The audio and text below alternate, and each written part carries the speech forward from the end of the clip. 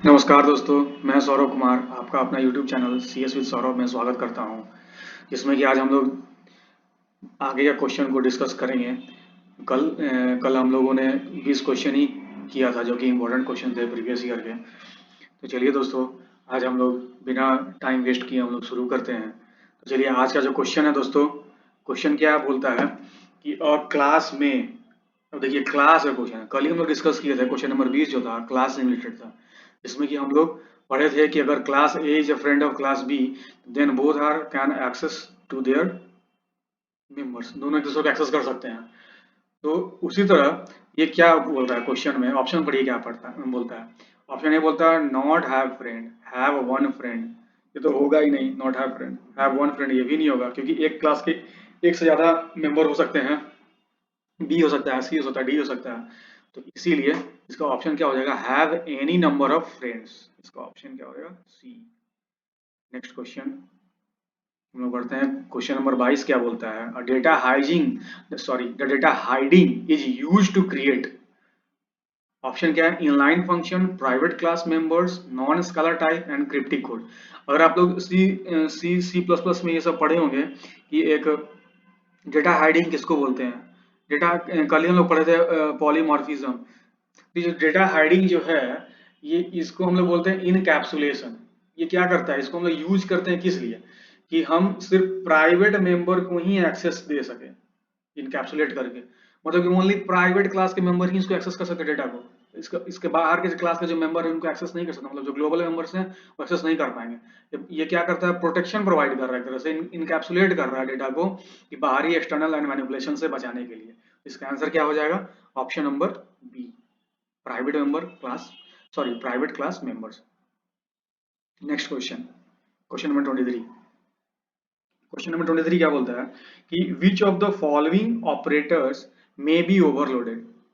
तो कौन सा, तो ये जो ऑपरेटर जो होता है ना, ये जो ऑपरेशंस, जो विच ऑफ द फॉलोइंग ऑपरेशन में बी ओवरलोडेड, तो ये जो मॉडुलस जो है, ये मॉडुलस ऑपरेटर ही जो है जो कि ओवरलोड होता है most most of the operator में। तो इसका आंसर यही होगा। बाकी टर्नरी ऑपरेटर जो हैं, एक्सेस ऑपरेटर्स हैं, ये सब जो हैं, स्कोप रिजोल्यूशन ऑपरेटर जो हैं, ये सब जो हैं, इनका नहीं होता, ये ओवरलोड नहीं होते हैं। नेक्स्ट क्वेश्चन 24 नंबर क्वेश्चन क्या बोलता है, which of the following may be overload as an operator. तो इसका ऑप्शन नंबर क्या है, इसका ऑप्शन क्या हो जाएगा, option A is a correct answer. क्यों इसका ये करेक्ट होगा, क्योंकि कि बाकी के जो अदर ऑप्शंस हैं वो वैलिड नहीं है, ओवरलोडिंग सिंटैक्स नहीं है, यही सिर्फ ओवरलोड होता है, बाकी ये वैलिड सिंटैक्स नहीं है बाकी। नेक्स्ट क्वेश्चन, क्वेश्चन नंबर 25 क्या बोलता है, अब 25 बोल रहा है which of the following belongs to the set of character types. कौन सा कैरेक्टर टाइप से बिलोंग करता है, चारों में से कौन बिलोंग कर रहे हैं कैरेक्टर टाइप से। तो हमको तो पता है कैर भी है, डब्ल्यू कैर अंडरस्कोर टी, और ओनली ए या बोथ ए एंड बी। तो क्या होगा, तो ये हम तो कैर जानते ही थे, और ये डब्ल्यू कैर क्या होता है, वाइड कैरेक्टर। डब्ल्यू कैर होता है wide characters, is representing wide characters and hold characters from large character sets। ये large character sets को hold करता है, इसको बोलते हैं wide character, W4। इसलिए इसका आंसर क्या हो जाएगा, D. Next question, question number 26, what does the following statement mean. तो देखिए ये क्या पॉइंटर से क्वेश्चन है। ये क्या बोलता है, एपी पॉइंटर है जो कि रिटर्न करेगा इंट को, और ये एज एन आर्गुमेंट करेक्टर को पास करेगा। तो स्टेटमेंट पढ़ते हैं क्या है। तो ऑप्शन ए बोलता है पॉइंटर टू पॉइंटर, नहीं। Pointer to an array of character, नहीं। Pointer to function taking a character pointer argument and returns an int, ये होगा इसका आंसर। जो अब हम जो बोले थे वही इसी को इंग्लिश में लिख दिया यहाँ पे। नेक्स्ट क्वेश्चन पूछ रहा है कि which of the following is illegal.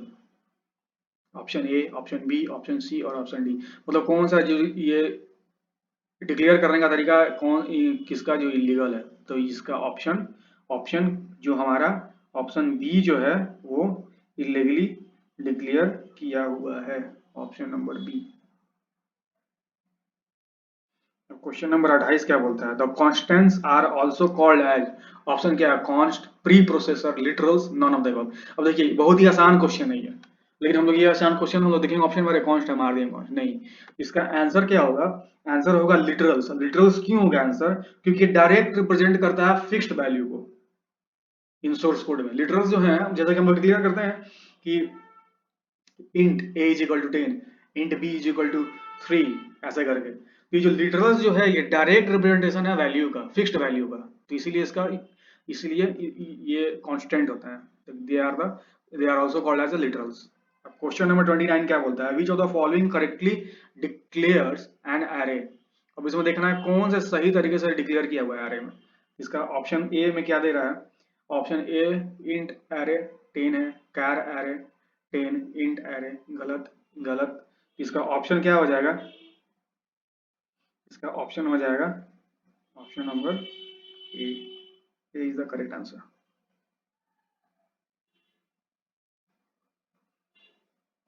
ये इंट एरे भी है और कैर एरे भी है। देखा जाए तो दोनों ही सही हमको लग रहा है इसमें। ये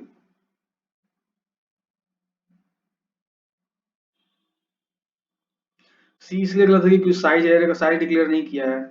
और डी तो इन, इसका सिंटैक्स ही इनकरेक्ट है। तो इंट ए में बोल रहा है कि जो एरे है वो क्या है, कि डेटा टाइप जो बता रहा है वो इंट है और इसका कैरेक्टर बोल रहा है। हमको लग रहा है कि इसका आंसर दोनों होगा। बिहार बोर्ड क्या है इसका आंसर किया है वो देखना पड़ेगा दोनों का। ओहो, एक मिनट।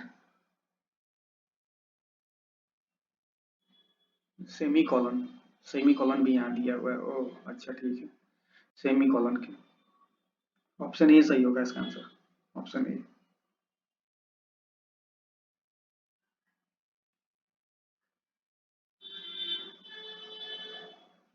लेकिन अगर इसमें प्रोग्रामिंग लैंग्वेज प्रिस्क्राइब नहीं किया है, अगर प्रोग्रामिंग लिखा रहता है, क्योंकि सी में दोनों तरीके से हम डिक्लेयर कर सकते, सी प्लस प्लस में दोनों तरीके से डिक्लेयर कर सकते हैं। तो चलिए ये क्वेश्चन थोड़ा सा डाउटफुल रहेगा, लेकिन हम कॉन्सेप्ट क्लियर कर देते हैं कि सी प्लस प्लस में दोनों तरह के सेमी कॉलन के साथ भी डिक्लेयर कर सकते हैं, बिना सेमी कॉलन के साथ भी। दोनों वैलिड वे है डिक्लेरेशन का। तो इस सी में दोनों, सी प्लस प्लस में दोनों सही होगा क्योंकि दोनों वैलिड है। अगर हम C plus plus programming language के अकॉर्डिंग देख रहे हैं तो। नहीं तो फिर ऐसे ऑप्शन ए मारिएगा, नहीं तो फिर ऐसा कुछ नहीं दिया तो ऑप्शन ए मारिएगा। Next question, question number 30। Question number 30 क्या बोलता है कि what is the index number of the last element of an array with 9 elements. Option क्या है इनके? 9, 0, 8 और प्रोग्रामर डिफाइन। इसका ऑप्शन क्या, इसका ऑप्शन में आंसर क्या हो जाएगा? इसका आंसर हो जाएगा 8।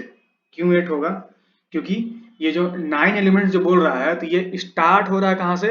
0 से 8 तक। तो लास्ट जो 0 से ये स्टार्ट कहाँ हो रहा है 9 एलिमेंट आपका? हम उस दिन बताए थे, कल कल के वीडियो में हम बताए थे डेसिमल वाले में कि 10 था, तो कहाँ से स्टार्ट हो रहा था? वो 0 से 9 तक। इसलिए उसका टोटल कितना था इंडेक्स नंबर? टोटल कितने थे? वो कितने 10 एलिमेंट्स थे। लेकिन इसमें जो बोल रहा है ये 9 ही एलिमेंट्स है, तो कहाँ से कहाँ शुरू हो रहा है? तो 0 से लेकर के 8 तक। ये 0 से 8 तक चालू हो रहा है। तो इसीलिए इसमें जो लास्ट एलिमेंट जो बचेगा इंडेक्स का, जो क्या है 8। तो option C is the correct answer. Question number 31 क्या बोलता है? क्वेश्चन नंबर 31 बोलता है which of the following accesses the seventh element stored in an array. तो ऑप्शन है एरे 6, एरे 7, एरे 6। नहीं, ये दोनों तो गलत है, ये भी गलत है, ये भी गलत है। बोल रहा है सेवेंथ एलिमेंट स्टोर्ड इन एरे, सेवेंथ एलिमेंट। तो इसका आंसर क्या हो जाएगा? ये अभी ऊपर क्लियर किया है 6, क्योंकि 0 से स्टार्ट होता है। तो इसीलिए वो सेवेंथ एलिमेंट स्टोर्ड कहाँ पे होगा? 6 पे स्टोर्ड होगा, क्योंकि 0 से स्टार्ट हो रहा है इसीलिए। Next question, question number 32। Which of the following gives the memory address of the first element in an array. Option है, मेमोरी एड्रेस कौन दे रहा है एरे में? तो सी प्लस प्लस में जो है, इसमें हमारा मेमोरी एड्रेस कौन दे रहा है फर्स्ट एलिमेंट एरे में? तो इसका ऑप्शन हो जाएगा ये ऑप्शन डी, एरे। एरे दे रहा है। The name of the array without an index by itself decay into a pointer to the first element of the array. So array gives the memory address of the first element. जैसा कि array index 0 है, which gives us the value of the first element, but not its address.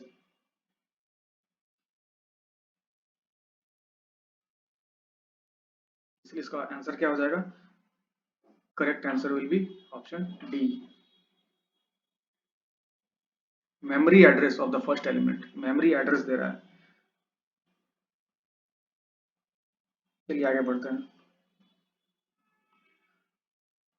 और ये memory address का बात कर रहा है, ये कंफ्यूज मत कीजिएगा, मेमोरी एड्रेस का ये बात कर रहा है। तो ये होगा, अगर इंडेक्स का जो फर्स्ट एलिमेंट का ये बात करेगा तो ये 0। Value of the first element, value of the first element देता है ये। अगर ये अगर 0 इंडेक्स पे है तो फर्स्ट एलिमेंट का वैल्यू देगा आपको।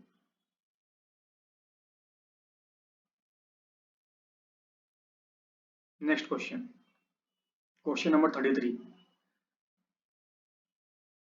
A blank in a table represents a relationship among a set of values। Option है ऑप्शन क्या है? कॉलम, इनका ऑप्शन क्या है? कॉलम, रो की, प्राइमरी की। तो क्या हो जाएगा? A row in a table represent relationship among a set of values. Row में ही रहता है ये, इसका आंसर डेटाबेस का क्वेश्चन है। रो क्या करता है? रिकॉर्ड करता है, डेटा को रिकॉर्ड करके रखता है row. Question number 34। The term blank is used to refer to a row. इसको हम लोग क्या बोलेंगे? रो को और हम लोग क्या बोलते हैं? जो टर्म, इसको हम लोग क्या बोलते हैं? इसको हम लोग टप्पल बोलते हैं, tuple, tuple, often refer to tuple, क्योंकि डेटा को रिकॉर्ड करके रखता है ये लोग। Question number 35। The term, question number 35, the term attribute refers to a blank of a table. Option है कॉलम, की, रिकॉर्ड, टपल। तो अभी तो पढ़े, रिकॉर्ड और टपल तो नहीं होगा। ये एट्रीब्यूट्स के टर्म्स को कौन रखता है? कॉलम। और रो और रिकॉर्ड, रो जो है रिकॉर्ड और टपल के फॉर्म्स में रेफर किए जाते हैं टेबल्स में। क्वेश्चन नंबर 36 क्या बोलता है? Refers to the process of locating and removing the errors in program. तो क्वेश्चन नंबर 36 क्या बोल रहा है? इसका क्वेश्चन क्या हो जाएगा कि बोल रहा है the process of locating and removing the errors. Program में रिमूव, लोकेट करके उसको एरर को रिमूव कौन करता है? एनालाइजिंग नहीं, करेक्टिंग, एग्जीक्यूटिंग और डिबगिंग। तो डिबग करते हैं तभी हम लोग एरर को हम लोग रिमूव करते हैं, बिना डिबग किए हम लोग एरर रिमूव नहीं कर पाएंगे। इसका करेक्ट आंसर क्या होगा? Option number C. चलिए क्वेश्चन नंबर 36, 37, 36 तो हो गया।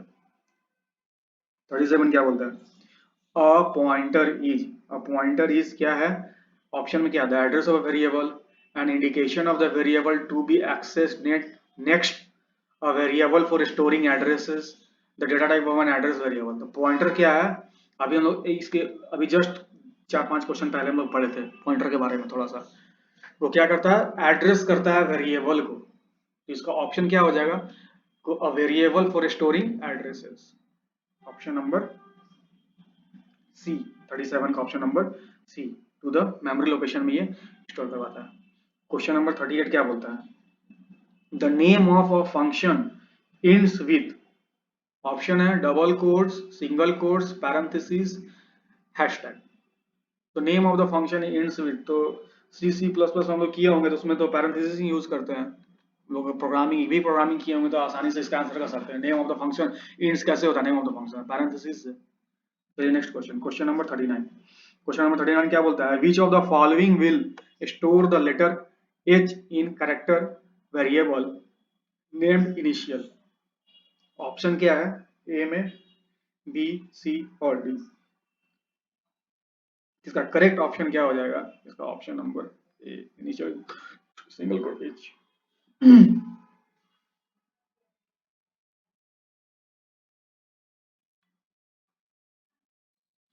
और double quotes initial is equal to this question number.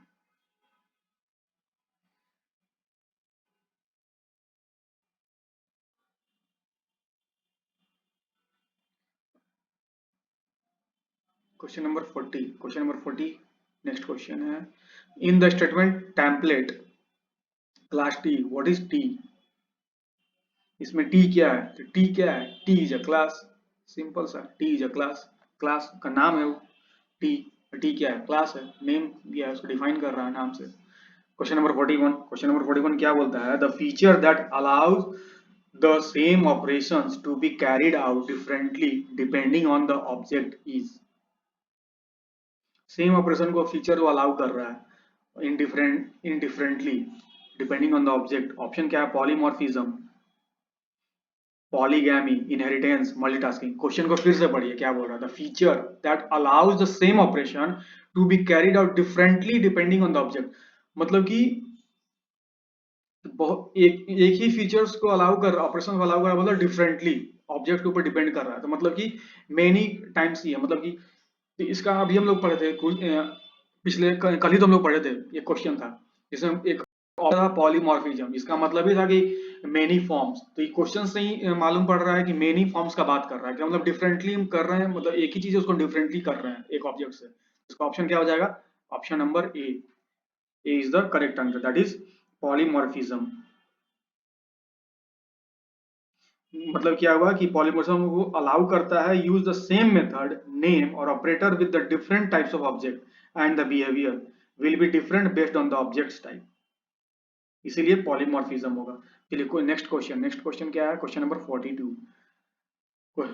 To write data that contains variables of type float to an object of type of string you should use। क्या करना चाहिए? इसका option क्या होगा?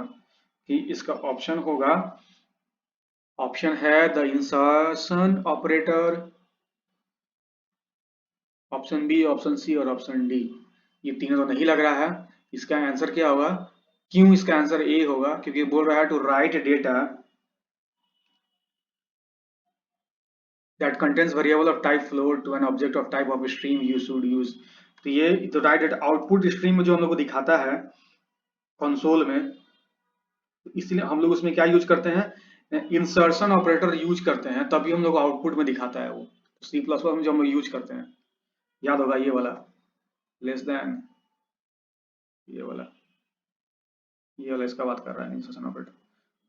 क्वेश्चन नंबर 43 क्या बोलता है कि if you declare two objects as customer first cust second cust which of the following must be true.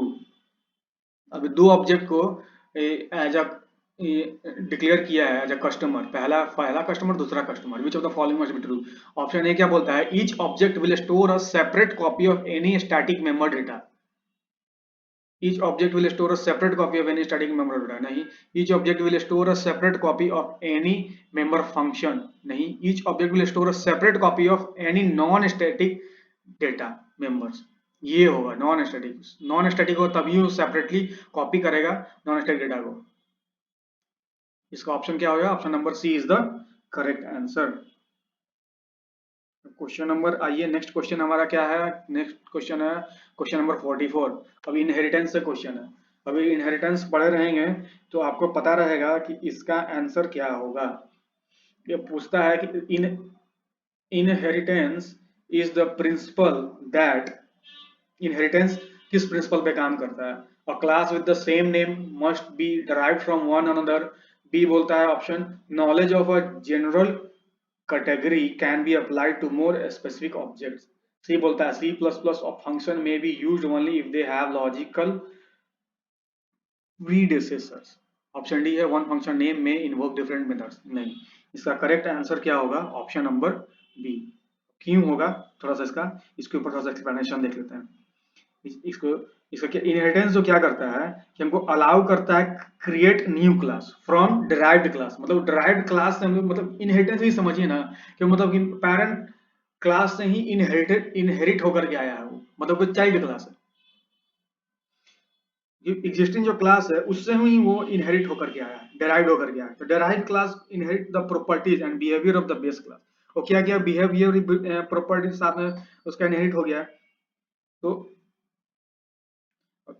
तो जनरल कैटेगरी में प्रॉपर्टी जो हमारा होता है वो अप्लाइड हो जाता है मोर देन स्पेसिफिक ऑब्जेक्ट्स में, मतलब डिराइव्ड क्लास के इंस्टेंस से वो कॉपीड हो जाता है, अप्लाइड हो जाता है, इसीलिए क्योंकि वो इनहेरिट होकर के आ रहा है। Next question, question number 45। Question number 45 क्या बोलता है? Programmer defined function can be value returning functions only, गलत।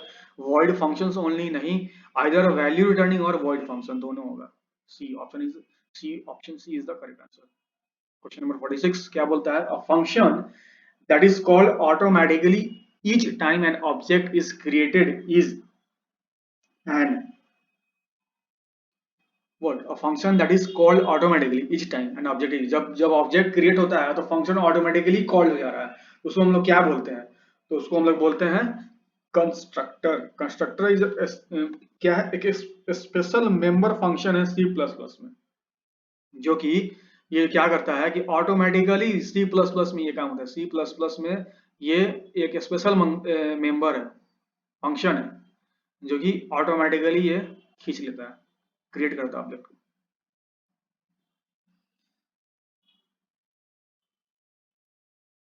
Question number 47।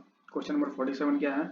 If you assign a default value to any variable in a function prototype parameter list, then option A, all other parameters in the function prototype must have default values. All parameters to the right of the variable must have default values. All parameters to the left of that variable must have default values. Excuse me. Sorry.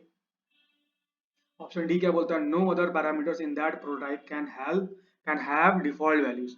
इसका option क्या हो जाएगा? Answer B हमको सही लग रहा है। Option B is the correct answer.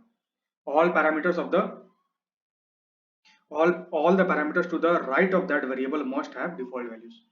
अब थोड़ा सा इसका क्यों होगा इसका आंसर, सी प्लस प्लस में हम लोग देखे होंगे कि जब भी डिफॉल्ट एग्रीमेंट होता है, पैरामीटर्स हम लोग किसी फंक्शन में एज अ पैरामीटर हम लोग डिफॉल्ट एग्रीमेंट को पास करते हैं, और इसका जो पैरामीटर जो क्या होता है वो टू द राइट से ही होता है इन द पैरामीटर लिस्ट में। यू कैन हम लोग के पास you can not have a non default parameter after a default parameter, तो इसीलिए इसका option all parameter to the right of the variable must have default value, must have default value होगा। Question number 48। Question number 48 क्या बोलता है? A function that is called automatically each time an object is destroyed is a destructor। जो constructor या constructor destroy करेगा, destructor. Next question, question number 49। the most efficient data type for a variable that stores the letter C is the क्या होगा? Letter सी के लिए क्या? Character data type. Option is the correct answer. Question number 50। ये 50 question है, ये 50वां question हम लोग करने जा रहे हैं। क्या है चलिए देखते हैं। If you want to use a class to define objects in many different programs, you should define the class in a C plus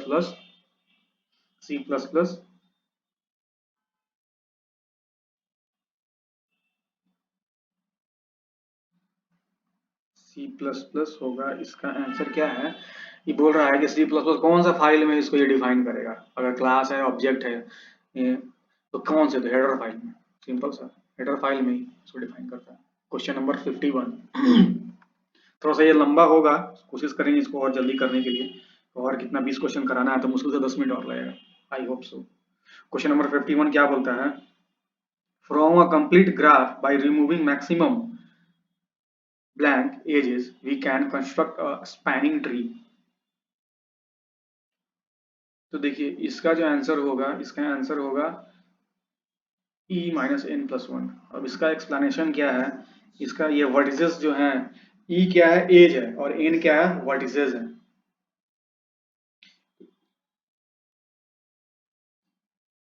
तो स्पैनिंग ट्री जो हम लोग करते हैं तो इसका एज क्या होता है? n minus one. Spanning tree का जो हम लोग करते हैं n माइनस वन। तो उसी बेसिस पे ये उसी बेसिस पे ये बना हुआ है। इसको एक्सप्लेन करेंगे तो ज्यादा टाइम लेगा, तो सिंपली ये ई क्या एज है और इन क्या है? वर्टिसेस है इसका। नेक्स्ट क्वेश्चन चलिए बढ़ते हैं। Question number 52। Project scheduling is an example of. Project scheduling क्या है? पहले तो प्रोजेक्ट शेड्यूलिंग हमको देखना होगा कि होता क्या है। प्रोजेक्ट शेड्यूलिंग मतलब कि प्रोजेक्ट शेड्यूलिंग होता कब है? Problem problems occur when making optimal decision at various stages and these decision depend on previous choice। मतलब कि ये प्रोजेक्ट शेड्यूलिंग इसलिए होता है कि हम लोग जो भी हम ऑप्टिमल डिसीजन जो ले रहे हैं हर स्टेज पे, और डिसीजन को जो कि प्रीवियस चॉइसेस पे हम लोग डिसीजन लेते जा रहे हैं उसको डायनेमिकली प्रोग्रामिंग टेक्निक के द्वारा ये हो पा रहा है कि नहीं, ये इसको चेक कर रहा है कि नहीं, ब्रेक डाउन कर रहा है कि नहीं कॉम्प्लेक्स प्रॉब्लम्स को इन स्मॉलर सब प्रॉब्लम्स में। इसलिए प्रोजेक्ट शेड्यूलिंग इंपॉर्टेंट है कि हम कोई भी प्रॉब्लम्स को स्मॉल सब प्रॉब्लम्स में इसको ब्रेक कर पा रहे हैं कि नहीं। तो ये कौन करता है? तो एक ही करता है, डायनेमिक प्रोग्रामिंग। ये डायनेमिक प्रोग्रामिंग ही करता है और फिर उसको सॉल्व करता है one by one to avoid redundant and computation. तो इसीलिए इसका आंसर क्या होगा? B is the correct answer, dynamic programming. Question number 53। क्वेश्चन नंबर 53 क्या बोलता है कि how is an array initialise in C plus plus language. अब सी प्लस प्लस लैंग्वेज में कैसे एरे को इनिशियलाइज करेंगे, देखिए कितना एकदम अच्छे से एकदम यहाँ पे मतलब कि डिफाइन किया हुआ है। सी प्लस प्लस ऑलरेडी बोल रहा है कि सी प्लस प्लस में कैसे उसको इनिशियलाइज करेंगे। तो एकदम ये option A is the correct answer, int A array 3, और यहाँ पे डिक्लेयर भी कर दिया, उसको असाइन भी किया हुआ है, देखिए एरे को इनिशियलाइज भी कर दिया 1 2 3, एकदम सही। ये तो गलत होगा, इसमें मैंने सच बताया ही नहीं है, इम्प्टी है, ये पैरेंथेसिस है, पैरेंथेसिस में होगा ही नहीं। क्वेश्चन नंबर 54 क्या बोलता है? Which of the following is a linear data structure. अब लीनियर डेटा स्ट्रक्चर क्या होता है? मीन्स कि एलिमेंट आर अरेंज सिक्वेंशियली, कि मतलब कि आपका जो डेटा जो है वो सिक्वेंशियली अरेंज्ड है कि नहीं, इसी को बोलते हैं लीनियर डेटा स्ट्रक्चर। इसका करेक्ट आंसर क्या हो जाएगा? और सिक्वेंशियली कौन अरेंज होता है किसमें? ये आपका एरे में ये सब फिट बैठता है, ये आपका डिफिनीशन लीनियर डेटा स्ट्रक्चर का, क्योंकि सिक्वेंशियली डेटा जो फिट होता है वो एरे में ही होता है।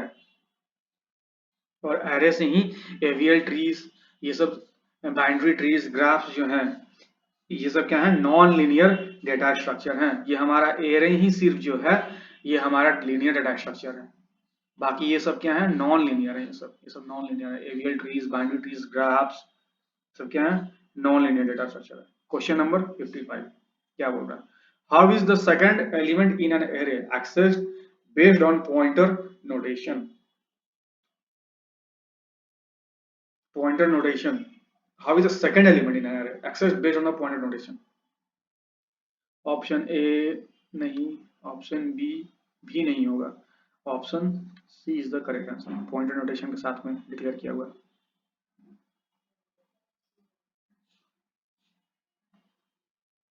क्वेश्चन नंबर 56 क्या बोल रहा है? Which of the following is not the type of Q. Q का टाइप नहीं है। ऑप्शन क्या है भाई?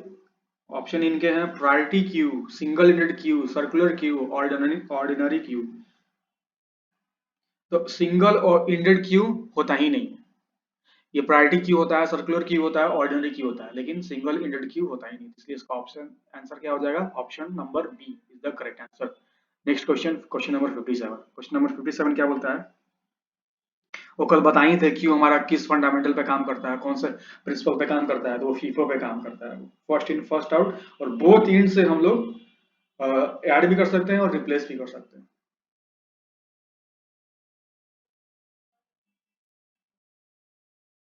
नहीं, माफ कीजिएगा, बोथ इंड से ये काम होता है इसका, इंसर्शन और डिलीशन। इंसर्शन एक इंड से इंसर्शन होगा, एक इंड से डिलीशन होगा।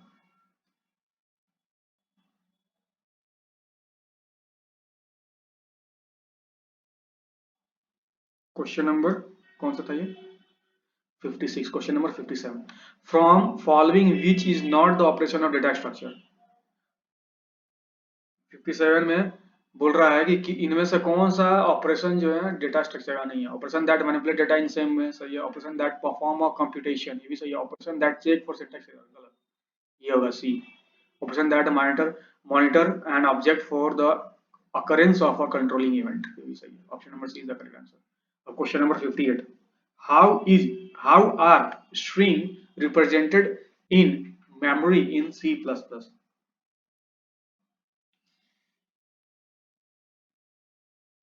तो इसका आंसर होगा, इसका आंसर ऑप्शन क्या दिया हुआ है? ऑप्शन दिया हुआ है an array of characters, the object of some class, An array of characters, the object of some class, same as other primitive data types. और D option है linked list of characters. तो question बोल रहा है how are string represented in the memory? An array of characters. Option A is the correct answer. Simple. In SQL, which commands are used to change a table storage characteristics? SQL में कौन सा command use करते हैं storage characters को change करने के लिए? तो टेबल में हम लोग चेंज करना है तो क्या करेंगे? अल्टर करेंगे टेबल को, तो alter the table. Answer A is the correct answer.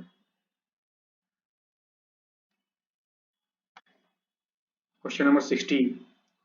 In SQL which of the following is not a data definition language command? तो SQL का जो टाइप्स है बहुत है, DDL है, कौन सा DDL कमांड नहीं है पूछ रहा है. तो पहले तो जानना होगा कि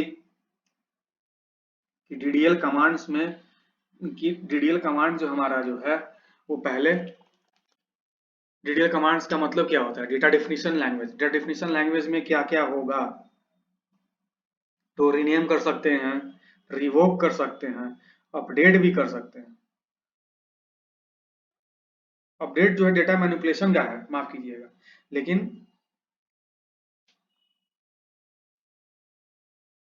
अपडेट डेटा डेफिनेशन लैंग्वेज का नहीं है. तो इसीलिए इसका जो करेक्ट आंसर जो है अपडेट. ये DDL और DML में थोड़ा सा कंफ्यूजन क्रिएट कर देता है. तो DDL में आपका रीनेम होगा, रिवोक भी होगा फॉर परमिशन के लिए, but not for the update. तो नेक्स्ट क्वेश्चन की ओर बढ़ते हैं हम लोग. Question number 61. क्वेश्चन नंबर 61 क्या बोलता है कि इन SQL which of the following is not a data definition language command? Question number माफ कीजिए, question number 61. SQL which command is used to select only one copy of each set of duplicate rows? कि only one copy बना रहा है each set of duplicate rows. which command हम लोग use करते हैं to select only one copy? तो select distinct होगा, select distinct. ये ऑप्शन में यहाँ पे मिसिंग है, select distinct होगा. ऑप्शन नंबर ए ई मिसिंग है यहाँ पे, select distinct. Question number 62. A command that lets you change one or more fields in a record is insert, modify, lookup, all of the above. पूछा कि command कौन सा command है जो हमको एक से ज्यादा फील्ड को रिकॉर्ड को चेंज करने के लिए मदद करता है. तो ये क्या है? मॉडिफाई. और यहाँ पे क्या था? एक अल्टर टेबल. एक इससे पहले जो क्वेश्चन था यहाँ पे, इसमें क्या था कि change the table storage characteristics. Table का बात कर रहा है, पूरा टेबल को अल्टर करने की बात कर रहा है. यहाँ पे वो एक रिकॉर्ड पर्टिकुलर एक से अधिक रिकॉर्ड का बात कर रहा है, फील्ड का. उसमें मॉडिफाई यूज करेंगे. यही ध्यान रखने का चीज है थोड़ा सा. अब क्वेश्चन नंबर 63 जो है ये कौन सा लॉ होगा, रिप्रेजेंट कर रहा है? Question number 63. तो क्वेश्चन नंबर 63 जो है कौन सा लॉ, ये आप लोग बोलेंगे तो इसके बाद इसके ऊपर हम एक डिटेल्स में वीडियो बनाएंगे बुलियंस लॉ के ऊपर में. इसके ऊपर में क्या कम्यूटेटिव लॉ क्या होता है, associative law, distributive law, idempotence law क्या होता है, ये सब के ऊपर बनाएंगे. तो ये जो है हमारा ये डिस्ट्रीब्यूटिव लॉ जो है ये हमारा काम करता है एंड और के बेसिस पे. डिस्ट्रीब्यूटिव लॉ ये रिप्रेजेंट कर रहा है, इसको रिप्रेजेंट कर रहा है. तो ये डिस्ट्रीब्यूटिव लॉ को रिप्रेजेंट कर रहा है ये equation. Question number 64. Question number 64 क्या है? ये आपको सॉल्व करना पड़ेगा. रिप्रेजेंट्स विच थ्योरम, कौन से थ्योरम्स को ये डिमॉर्गन्स लॉ को कर रहा है, कंसेंसस को कर रहा है, ट्रांसपोजिशन को कर रहा है, या इंक्लूडेड फैक्टर को कर रहा है? तो इसका आंसर होगा ऑब्जर्वेशंस लॉ को ये रिप्रेजेंट कर रहा है.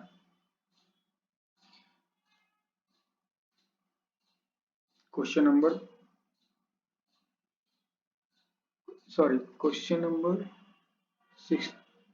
माफ कीजिएगा, हम ये क्वेश्चन नंबर 65 को देख लेते हैं. Question number 64. क्वेश्चन नंबर 64 में ये इक्वेशन है किस लॉ को दे रहा है?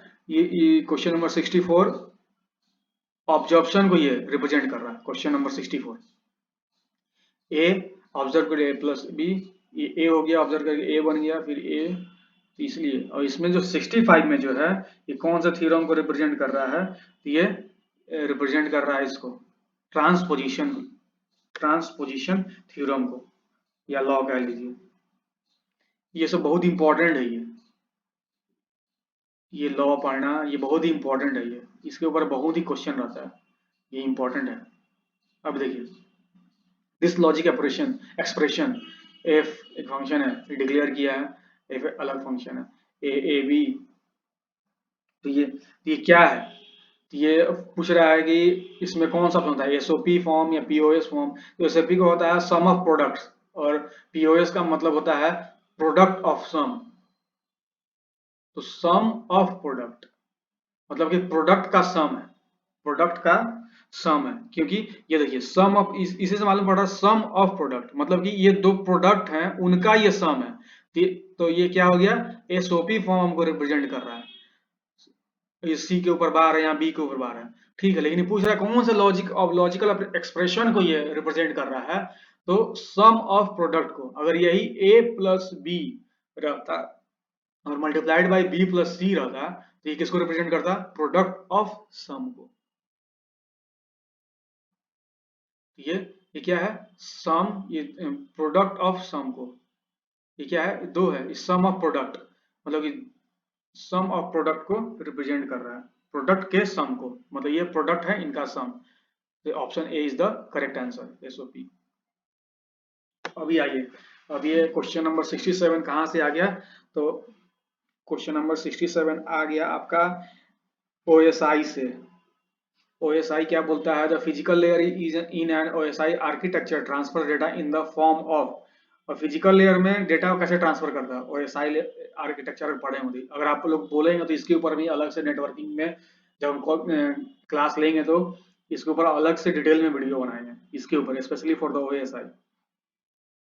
इसका ऑप्शन क्या होगा, इसका ऑप्शन क्या होगा, bits, bytes, both A and B, both A and B, and none of the above. तो ये जो फिजिकल लेयर पे जो है ये डेटा को ट्रांसफर करता है किस फॉर्म में, तो बिट्स में ट्रांसफर करता है, option A is the correct answer. अब क्वेश्चन नंबर 68 क्या है, in an OSI model architecture which layer transmit the error free frames. Error free frames किस में हो रहा है, फिजिकल लेयर में नहीं, नेटवर्क लेयर में नहीं, ट्रांसपोर्ट लेयर में नहीं, ये किस में हो रहा है, डेटा लिंक लेयर में हो रहा है, डेटा लिंक लेयर में हो रहा है। क्वेश्चन नंबर 69 क्या बोल रहा है, in an ISO model architecture the packets will be created in, packets कहाँ पे क्रिएट हो रहा है, तो पैकेट्स नेटवर्क लेयर में ही क्रिएट होता है, नेटवर्क लेयर में ही क्रिएट होता है। अब क्वेश्चन नंबर 70 आज का ये आखिरी क्वेश्चन, क्वेश्चन नंबर 70 क्या बोलता है, in an OSI model architecture layer establish and terminates the session.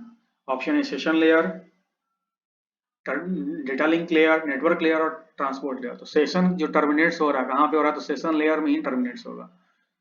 तो आज ये पिछले एक साल का एक क्वेश्चन से हमको यही पता चला कि मैक्सिमम क्वेश्चंस जो हैं आपको डेटाबेस से हैं और C++ के बेसिस क्वेश्चंस हैं, और नेटवर्क से भी है, नेटवर्क लेयर से है जो कि OSI मॉडल से आर्किटेक्चर से क्वेश्चन था, और आपका बुलियंस लॉ से भी है क्वेश्चन, कुछ क्वेश्चन से भी देखें। तो उम्मीद करते हैं दोस्तों कि आपको ये क्वेश्चंस का सीरीज आपको अच्छा लग रहा होगा। तो दोस्तों अगर आप इसका पहला पार्ट नहीं देखे हैं तो हम इस पहला पार्ट का लिंक को हम इम्बेड कर देंगे इसके टाइटल के साथ में, आपको नीचे मिल जाएगा। तो दोस्तों अगर आप लोग को अच्छा लगा होगा तो आप लोग शेयर कीजिएगा और सब्सक्राइब भी कीजिएगा, और लाइक और कमेंट्स करके बताइएगा कि आपको अच्छा लगा है। अगर कुछ सजेशन भी देना होगा तो आप लोग सजेस्ट कर सकते हैं कि इसको और कैसे अच्छे तरीके से आगे ले चला जाए। तो चलिए दोस्तों मिलते हैं नेक्स्ट क्लास में, तब तक के लिए पढ़िए, धन्यवाद, जय हिंद।